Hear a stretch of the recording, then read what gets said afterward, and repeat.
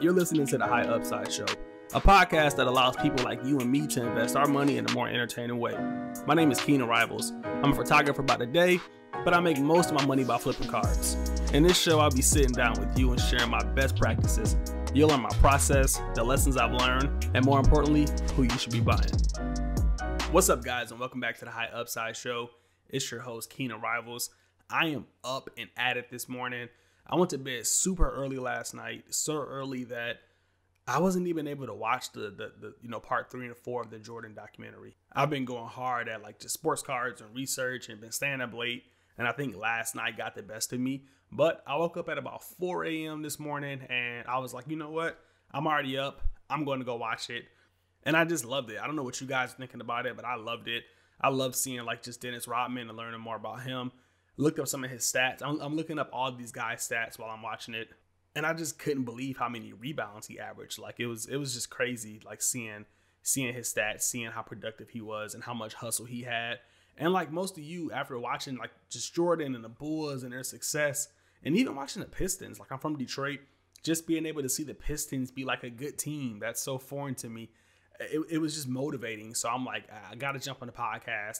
I got to get an episode out because this is what I'm excited about. This is what I want to be good at. And yeah, those guys are excelling and we're excelling over here too. Last week, we put the Ben Simmons podcast out, kind of gave you guys some plays, a card to look at. And that card doubled in price point. I don't know if it was just by coincidence. I don't know if it was you guys kind of seeing the value, but I saw a few auctions hit $100. Since then, it's kind of, sizzled down, hitting that 65, 70 price point range, but still a 30, 40%, increase in price if you had already owned that card. So yeah, man, we're cooking right now. We're getting some good plays. The newsletter's doing well. I was actually able to double the number of premium people subscribed to the newsletter. So shout out to you guys. If you haven't subscribed already, definitely check that out. There's obviously some links down to it in the show notes, in the description. So yeah, I think things are looking pretty good. The market is looking pretty good. And it's just crazy because just a few weeks ago, we had no idea where things were going. Things could have went left or right. And luckily they just went up. With that being said, I want to talk about something that I had planned a little while back, but I just didn't want to put it out because there was a lot of uncertainty in the hobby. And I just didn't want to make any predictions or calls that were unstable or that, that weren't guaranteed. I don't want to say guaranteed because nothing's guaranteed, but it was just kind of, things could have went either way. So I didn't want to throw any real predictions at you guys.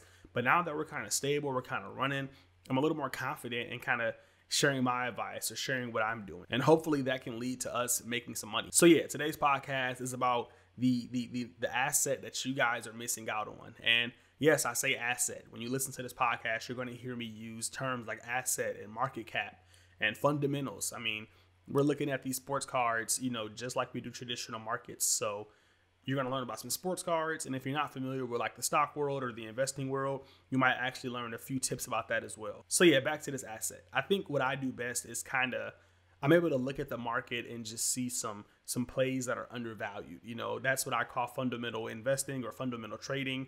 I'm looking at statistics and I'm just this doesn't make sense. You guys heard me talk about that last week with the Ben Simmons multiplier. And this week, we're going to talk about something that just doesn't make sense as well. We're going to talk about graded cards. And more specifically, we're going to talk about PSA 9 cards. Look, you guys are missing out on the plays right now. PSA 9s are a buy. I don't know what world we live in where we think everything has to be a Gem Mint 10 copy. I don't know if it's just high production, so everybody's been able to get one. But the idea, if you look at rarer cards, older cards, people are not just housing PSA 10s. Now that doesn't mean don't buy a PSA 10. I want to jump out in front of that, clarify that. Obviously, PSA 10s are more available than ever now. If you can get a PSA 10, that is obviously the play. Go ahead and grab them. But if you're somebody who's priced out a PSA 10, or if you're somebody who maybe you want a PSA 10 and you can't afford it, but it's just so limited that it's not popping up and you want to invest in this player before he takes it to the next level, then yeah, look at a PSA 9. If you're a guy who you only got a few dollars and maybe you can afford the PSA 10, but you don't want to kind of go all in on one player or one investment, then maybe you take that money and break it down to a few PSA 9s. Now, I know a lot of you are shaking your head like, nah, man, I'm not buying any 9s. We'll dive into that. I kind of want to explain to you why I think PSA 9s are a good play. But before we do that, I just want to go back to that thing that I've been saying. I said it last week. I'm going to say it this week. You're not a collector. Like, I understand PSA 10s are more valuable. If you can afford them, again, get them. But aesthetically, like, that shouldn't matter to you. A lot of you are like, I'm only buying Prism. I'm only buying PSA 10s. I'm only having the best. And it's like, I get it. That's cool. Maybe you get some more Instagram followers, whatever the case may be. But think about the money here. PSA 10s aren't the only good investment. They're the most fun investment. They're the coolest investment, but they're not always the best investment. In fact, some of my best investments have been off PSA 9s. And again, that's what we're going to get into today. So let's just jump into it. Let's talk about 3 reasons why you might want to look at a PSA 9, why they do have some value, and why you shouldn't overlook them. So let's talk about the first reason you should be looking at a PSA 9 graded card. And it's really simple. It's price. They're obviously a lot cheaper. And I know you're like, well, duh, they're cheaper. They're not 10s. They don't hold a premium. Look, maybe not. But right now, PSA 9 cards, they're going for around the same price as raw cards. One of the guys that I like is John Collins. And for the longest time, his Prism PSA Silver 9 was going for about $35. And his Prism Silver Raw was going for about $30. To me, that was just a no-brainer. I'm not going to buy that raw card. I'm going to get that Prism PSA 9 Silver every time, because as John Collins excels, as he becomes a better player, as he becomes, more known to the people in the market, that Prism PSA 9 Silver is going to hold a premium over that base card. We've seen it happen time and time again. I mean, look at Luka Doncic. His Prism PSA 9 goes for way more than his Prism Raw, but at one point in time, they were the same price. So yeah, for me, it's almost like a guaranteed win, as long as that player pans out. If I ever see a PSA 9 going for the same price as a raw card, I'm just like, yeah, this is stupid. Why would anybody not buy this? Why would anybody not see this as a good investment? Another guy that I'm looking at right now is Stephen Curry. Like, some of his PSA 9 or BGS 9 are going for the same price as the raw. And I'm just like, look, once people realize that Stephen Curry's a gem and that he's undervalued, the 9 is going to go up, especially, when you're looking at earlier cards. And sometimes it doesn't even have to do anything with the success of the player. Like, sometimes if you just take that card, like let's say I take that John Collins card and I bought it at $35. Had I had just listed that card at $55 at a PSA 9 Silver, it might take a few weeks or a couple months, but somebody's going to come hit that. They're going to be like, oh yeah, this makes sense. The raw is 30, the Silver 9 is, 55, and the Silver 10 is 150. Makes sense to me. Really good multiplier. Like, you're psychologically, you're going to think that's a good play. So like, essentially you could be buying these PSA 9 cards at $30, $40 and just listing them at 60 or 70. And as the market kind of dries up, people are just going to start hitting those bins. So if you're looking for some quick flips, if you're looking for some good plays, then that's a great strategy to kind of look into. You can't do that with the PSA 10. PSA 10 is like the market has solidified a price for this card. If you're looking at, Luka Doncic Prism Silver PSA 10s, like, this is the market price for it. It doesn't go above this, and it doesn't go below that. If it goes above it, then you're overpaying, and whatever the case may be. So like when with PSA 10s, they have an established market price, and then that price moves up or down based on that player's performance. With PSA 9, there's no established market price. It just really depends on who bids on the card. And that's because no one cares about it. Somebody might jump in and say, oh, this is a good deal, I want to win it one day. And then some people may not. So if you can kind of get that card on the lower end scale, you're almost going to, guarantee yourself some room for margin to make some type of profit. So that's what I've been doing with PSA 9s. I mean, it's been working out really well for me. Do you get stuck with some cards every now and then? Yeah, maybe. The liquidity is not as high. The player has to be solid. I wouldn't recommend you do this with like some player that we just never heard of before. If the PSA 10 is already dirt cheap, then, go for that. But if the PSA 10 is pretty expensive, or it's just a little out of your price range, then this could be a great play to still get that card, still invest in that player before it's too late, and just have some nice margins. One of my best PSA 9 investments was with Michael Porter Jr. Somebody listed a lot of, 7 or 8 cards. And they probably just like submitted a bunch of Michael Porter Jr. cards. They got those 9s back. They're like, I don't want these. I ended up winning that lot for like $75. It was 7 PSA 9 cards. It was a Revolution Sunburst number to 75. There was a Spectra like light neon blue number to 75. A couple of Prism base, and I ended up selling one of those cards out of that lot for $80. Like one card, you know, after a few weeks of Michael Porter Jr. putting up some solid numbers, got me all my money back. And then, you know, I was able to sell a couple of cards actually like around that $60 to $70 price point. So that was a huge lot for me, huge win, and, you know, just a great value. Another lot that I kind of regret not buying was a little while back. Before Optic blew up, I saw like a 20 card Jason Tatum Optic PSA 9 lot. And I think the cards are like $6 a piece or $5 a piece. And I was like, oh, if Jason Tatum just does a little good and I can sell these at 10 or 12, then I make my money back. And then I was like, well, I don't want to just have a bunch of cards, and I'm probably going to pass on that lot. And if you look at Jason Tatum's Optic PSA 9 now, they're going for like $35, $40. So yeah, I would have crushed it had I bought that lot. So a lot of people are just kind of throwing PSA 9s away. They're like, I don't want these. I'll just give them away in 20 card lots, 10 card lots. You know, no one cares about these 9s. And, you know, that's absurd. If you're a long-term investor, then PSA 9s are the play. As players get better, as PSA 10s get locked up in collections, as they get more rare, people gravitate towards those PSA 9s. You see it with LeBron James. You see it with, you know, Giannis. You know, you're not going to be like, no, I don't want that PSA 9. So yeah, price point and just having that room for margin, being able to create your own price is something that you can do with the PSA 9 that you really can't do with the PSA 10. Hopefully that made some sense. That was a lot of information, a lot more than I thought. Let's move on to the next reason. Reason number 2 is condition. I don't know how many of you guys are like actively selling your cards yet. You know, a lot of people reach out to me like, hey, can you do something about selling cards? I'm not really sure how to do it. So yeah, I plan to be doing that. But look, when you sell your cards, you're gonna have to be like in the customer service business. And that's probably one of the worst things about sports cards. People send you like the craziest messages and you're just like, how are you a person? So there's like, hey, really interested in this card. Can you send me a picture of the back bottom corner? Can you zoom in here? And it's just like, bro, do you want the card or no? You know, can you send me a picture of they never request the pictures like at one time. It's like you send them that one picture. They're like, oh, can you also send me a picture of the center surface? That tends to have some problems. And it's just like, I don't want to deal with this. And obviously that's something that happens with raw cards.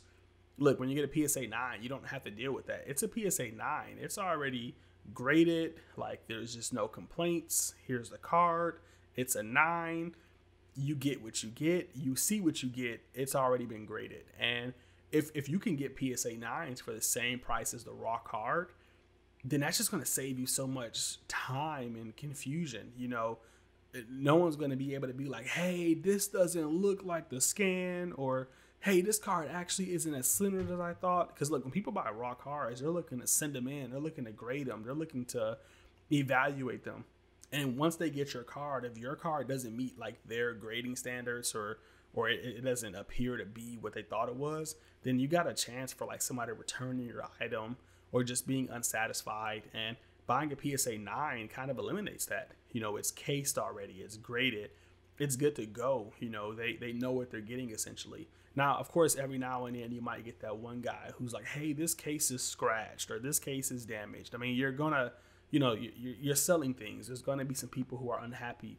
But the point is that you're eliminating that problem for what might be the same cost as just buying the raw card. So I love getting PSA 9s for that reason, just because I'm a lot more confident as a seller, you know, when I'm sending that card to you. Another cool thing about, you know, graded cards is they come with that serial number. So that's also going to help you in the return department. You know, I don't know if you know this or not, but there are some bad people in this market. You know, you might send somebody a card that's beautifully centered, beautifully, beautiful edges, great surface.